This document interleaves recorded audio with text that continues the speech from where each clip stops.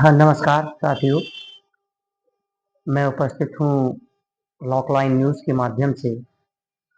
आज मैं उप न्यूज़ लेकर उपस्थित हुआ हूँ कि दुनिया के अंदर जिस तरीके से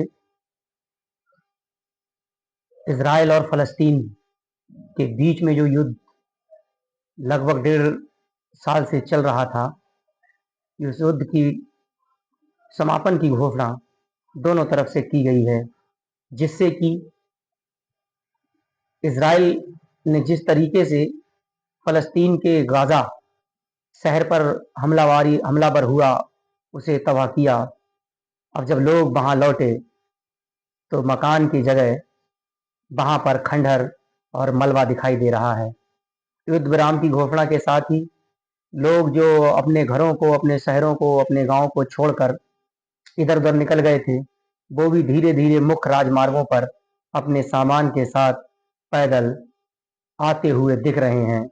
और जो लोग गाज़ा पहुँचे, उन्होंने देखा कि उस युद्ध के दौरान, एक तो वो युद्ध के दौरान जिन लोगों ने वहाँ पर दंश झेला और दंश झेलने के बाद अपनी ज़िंदगी को बचाते हुए वहाँ से किसी तरह से निकले, और निकलने के बाद जब युद्ध की समाप्ति की घोषणा हुई, तो जो पुनः अपने आवासों, अपने घरों की तरफ आए, तो देखा कि जिन घरों, जिन आवासों के लिए हमने हज़ारों दिन तक कड़ी मेहनत, मशक्कत के बाद अपने आशियानों को बनाया, वो आशियाना आज मलबा का ढेर या खंडर रूप हो चुके हैं।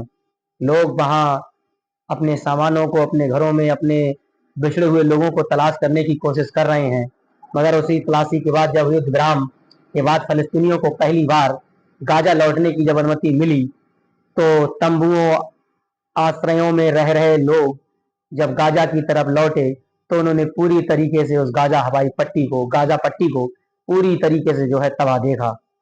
वहीं जो है इज़राइल और हमास के 15 महीने के युद्ध के बाद युद्ध विराम जब हुआ और हजारों फ़लस्तीनी नागरिक सोमवार को गाज़ा पट्टी की तरफ को जब बढ़ना स्टार्ट हुए, तो इज़राइल की अनुमति के बाद फ़लस्तीनी लोग वहाँ लौट पाए। तो इस अनुमति के साथ ही 1 साल से भी अधिक समय में गड़े तंबू, शिविरों और स्कूलों के आश्रय स्थलों में शरण ले रहे फ़लस्तीनी बड़ी संख्या में मुख्य राजमार्ग पर पैदल चलना स्टार्ट कर दिया। बीच में लगे नाकों के द्वारा उन्हें रोका गया, और जब नाके दोबारा से खोल दिए गए, तो लोग दोबारा से अपने घरों की तरफ, राजमार्गों की तरफ बढ़ना स्टार्ट हो गए। हमास और इज़राइल के बीच विवाद के कारण उत्तरी क्षेत्र में लोगों की वापसी में देरी हो रही है। इज़राइल का आरोप था कि लड़ाकों ने सैकड़ों फ़लस्तीनी कैदियों के बदले में रिहा किए जाने वाले बंधकों के क्रम में बदलाव किया था। हालांकि वार्ताकारों ने देर रात विवाद सुलझा लिया, और युद्ध के शुरुआती दिनों में इज़राइल उत्तरी क्षेत्र को पूरी तरह से खाली करने का आदेश दिया।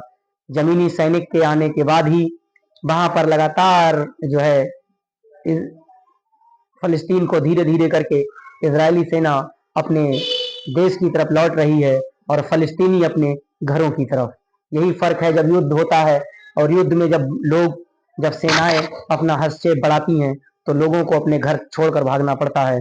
सेना का राज वहाँ स्थापित हो जाता है, और जब युद्ध विराम हुआ, तो सेना दोबारा से अपने देश की तरफ लौटने लगी और लोग अपने घरों की तरफ।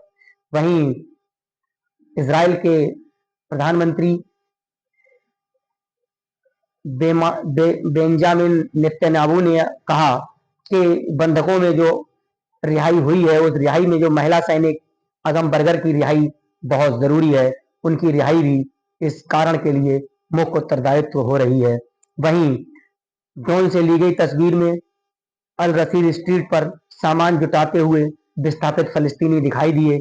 जॉर्डन ने फलस्तीनी शरणार्थियों पर ट्रंप का विरोध किया, कहा कि अमेरिकी राष्ट्रपति डोनाल्ड ट्रंप के द्वारा मिस्र व जॉर्डन पर गाजा से बड़ी संख्या में फलस्तीनी शरणार्थियों को शरण देने का दावा बनाने का जॉर्डन की सरकार ने विरोध किया। ट्रंप ने कहा उन्होंने जॉर्डन के राजा अब्दुल्ला दो से फोन पर इस बाबत चर्चा की, और वहां पर मिस्र के राष्ट्रपति अब्देल फतेह अल सीसी के साथ बात करेंगे। उन्होंने कहा मैं चाहता हूं कि वे ज्यादा से ज्यादा लोगों को स्वीकार करें, जिससे कि ये बार बार की घटनाएं और बार बार की चीजें या बार बार के युद्धों पर जो है विराम लगाया जा सके।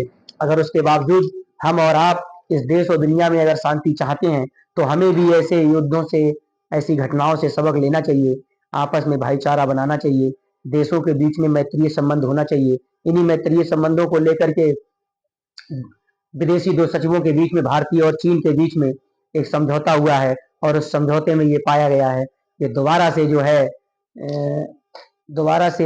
जो है पूरे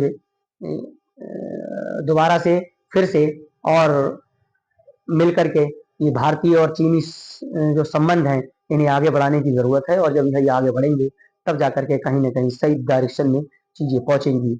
नई न्यूज के लिए आप बने रहिए लॉक लाइन न्यूज पर। चैनल को सब्सक्राइब कर लीजिए, शेयर कर दीजिए। आपका बहुत बहुत धन्यवाद। आपका सहयोग ही हमें लगातार अग्रसर या नई गति प्रदान करेगा, इसलिए चैनल को सब्सक्राइब करें। Thank you.